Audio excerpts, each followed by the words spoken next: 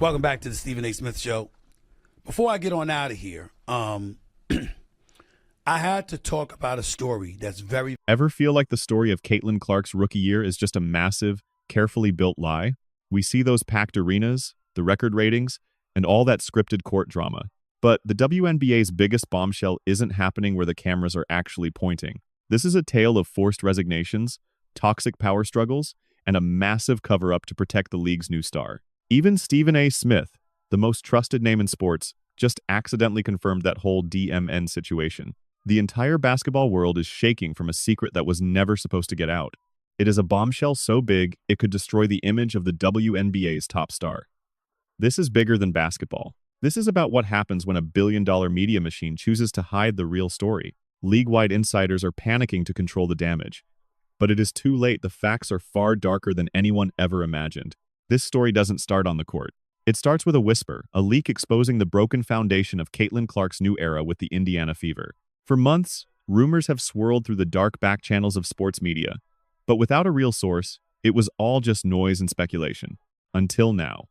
We live in an era of manufactured drama where the league and media giants work together to sell a specific story. They create heroes and villains. They manufacture tension and sell it as real competition. But sometimes, the truth slips through the cracks, exposing the ugly machine working behind the scenes. This is one of those times. The proof didn't come from a press release or a fancy segment on ESPN's First Take. Sources say Stephen A. Smith let the truth slip. A moment of pure honesty that finally blew the lid off this massive scandal. He allegedly leaked that Stephanie White's exit wasn't a simple career move or even a mutual split from the team. It was a forced resignation, sparked by the total chaos and locker room conflict following Caitlin Clark's high-profile arrival. Reports suggest Stephen A. confirmed the league office put so much pressure on White that she was left with absolutely no choice. She was given a final ultimatum: submit to the new Caitlin-centered world order or leave. This wasn't just a simple coaching swap. It was a coup, a hostile takeover of the team's entire identity. This leak apparently happened during a pre-production meeting or a hot mic moment. It sent massive shockwaves through the WNBA and ESPN as bosses scrambled to contain the disaster. But it was too late. Stephen A. Smith isn't just a talking head, he is the face of modern sports media. His voice carries more weight than the team owners and the commissioner combined. His confirmation was out there. It paints a grim picture of a league willing to sacrifice a legendary coach just to protect their biggest investment. This isn't just gossip anymore. It is a full-blown crisis. To understand why, you need to know exactly who Stephanie White is.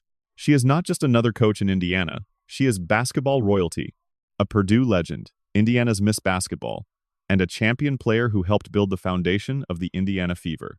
White is the heart and soul of hoops in Indiana. Her whole life is woven into the state's basketball history. Her coaching was always built on toughness. She believed in chemistry, where no single star was ever bigger than the team as a whole. She is old school, a defensive coach who believes you earn your spot with grit and sweat, not through massive marketing deals. She was a respected leader who knew how to build a winner, even taking the Fever to the WNBA Finals back in 2015. Her history with the team runs deep. Her return felt like a homecoming, a real chance to bring the Fever back to their former glory. She was the architect, the steady hand supposed to guide this team into a brand new era. Then Caitlin Clark arrived, a talent so huge and commercially powerful that she didn't just join the Indiana Fever roster. She became the entire brand, the team's whole reason for existing. The power dynamic shifted in a single night. White's long-term vision of steady growth was suddenly tossed aside. Everything took a backseat to the intense, high-stakes pressure of the Caitlin Clark show. This set the stage for a brutal collision between two unstoppable forces: a veteran coach dedicated to team integrity versus a generational talent whose arrival represented a corporate takeover of the locker room. The clash was inevitable, a collision between old-school winning and the new world of celebrity-driven media empires in pro basketball. What happened next exposed a dark truth in professional sports that in today's WNBA, profit often comes before team culture. People call the Caitlin Clark effect the savior of the WNBA, and in plenty of ways, that is true. Tickets are gone, ratings are smashing records, and the media spotlight has never burned brighter than it does now. Clark is a human stimulus package for women's basketball. But behind this financial fairy tale, her arrival was like a fault line, revealing massive cracks within the Indiana Fever organization. Pressure was off the charts. Every game became a massive national spectacle. Every play was picked apart. Every win or loss felt 10 times bigger. This pressure cooker split the team in two. On one side were purists like Stephanie White. She wanted a slow, steady build to turn the Fever into a title contender. She wanted Clark in a balanced system that protected the rookie and encouraged growth. On the other side, the business interests, the marketing team, and supposedly the league office. To them, Clark was just a mountain of cash. They wanted the Caitlin Clark show every single night, even if it wrecked team chemistry and stunted their long-term potential. This was more than a disagreement. It was a brutal war over the identity of the franchise. Was the Indiana Fever a basketball team or a marketing machine for its new star? Win now and keep the focus on Caitlin at any cost. This created a toxic vibe where winning strategies were constantly fighting against massive commercial demands from above. The cracks were widening. The entire foundation of the team looked like it was about to give way. Veteran players felt completely ignored. Their roles vanished as the organization shifted its entire orbit around one rookie. Resentment grew in the shadows, fracturing the locker room. Whispers from the locker room paint a grim picture of a team in total chaos. The power struggle between Stephanie White and the front office was not just theory. Sources claim White fought management daily over the direction of the team. She pushed for a balanced offense to take some heat off Clark, hoping to build real chemistry between the players. She warned that a heliocentric system, while great for social media highlights, would never win a championship and would only lead to bitterness and burnout. But her warnings were ignored. They were labeled as old-school thoughts that did not fit this new, profitable reality. The orders from the top were clear. The ball belongs in Caitlin Clark's hands at all times. The offense and the marketing revolved around her. The result? A level of tension you could feel in the air. Players who were once stars were suddenly treated like extras in someone else's movie. Their development was stalled just to serve a larger-than-life narrative. White saw this as a complete betrayal of her coaching principles and a disservice to her roster. It got so bad that even simple strategy sessions turned into heated battlegrounds. White designed plays to involve the whole team, only to be told to run more isolation plays so Clark could generate viral clips for the internet. This was a high-stakes fight for the soul of the team. White was trying to build a powerhouse, but the organization wanted a traveling circus. Two visions were colliding, and it was obvious only one of them would survive the season. The front office made their choice. They were not backing the coach who had given everything to this franchise. But the final explosion did not happen in a boardroom or behind closed doors. It happened on the court, under the bright lights, becoming the ultimate flashpoint for this internal war. Opponents were targeting Clark with cheap shots and physical play, but this was more than just a media story. This moment changed everything. And this is where the story takes its most shocking turn yet. You would think any coach would scream for their star to be protected from that kind of violence. But the truth inside the organization was far more complicated than that simple assumption. According to reports, even Stephen A. Smith confirmed the fight was about how to handle that on-court physicality. One version says White was truly disgusted by the league's total inaction and demanded that the front office take a stronger stand to protect their star. She wanted the organization to strike back. She wanted to condemn the hits she was taking and use their platform to demand better officiating. When they chose a passive, clean image over player safety, fearing the league would look weak, White saw it as the ultimate betrayal. But a more controversial and compelling rumor suggests the exact opposite. This theory says White wanted her team to respond with old-school Indiana toughness, not with dirty plays, but with a fierce, intimidating style of basketball that would send a clear message to the whole league. If you come for our star, you are coming for all of us. This approach meant setting harder screens, more physical boxing out, and a no-layups mentality to show everyone they could not just push the Fever around anymore. This old-school solution was allegedly killed by an organization terrified of the Indiana Fever being labeled as thugs by the media. A label like that would tarnish the pristine, family-friendly image of their golden goose, Caitlin Clark. They were selling a product, and that product could not be linked to on-court aggression. Either way, this was the breaking point. Whether she was fighting for more protection or the right to fight back, Stephanie White found herself completely at odds with the organization's corporate agenda. The front office was more concerned with public relations than with the gritty reality of the game. Her position became untenable. She was a coach no longer allowed to coach, and a leader no longer allowed to lead. Her resignation was not just a career choice. It was a protest against a system that chose marketing over integrity and image over substance. If a story this massive, involving a respected coach and the biggest star in the sport were true, why is it not the lead headline on every network? The answer is as simple as it is. Sinister, a deliberate, coordinated media cover-up is underway.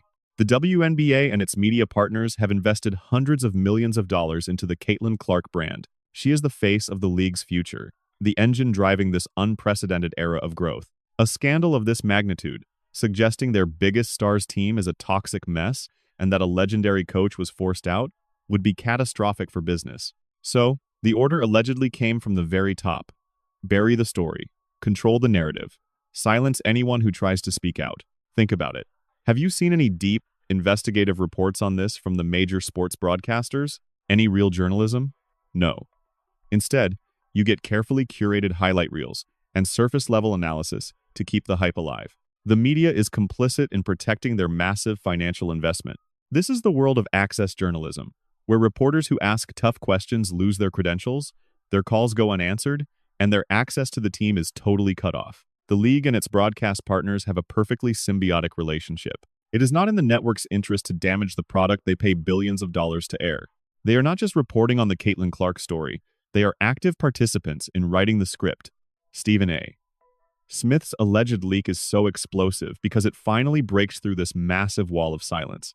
He is one of the few figures in sports media with enough power to say something that cannot be easily erased or ignored. The league and its partners are in major damage control mode, likely working behind the scenes to discredit these rumors and ensure the sanitized story is the only one people hear. This is the dark side of modern sports media, where the narrative matters more than the truth, and a billion-dollar brand is worth more than a coach's career and the game's integrity. We are being sold a fairy tale, and the league is doing everything it can to make sure no one ever reads the missing pages. So we are left with this explosive reality, a story built from insider whispers and a bombshell confirmation from the biggest voice in the entire sports world.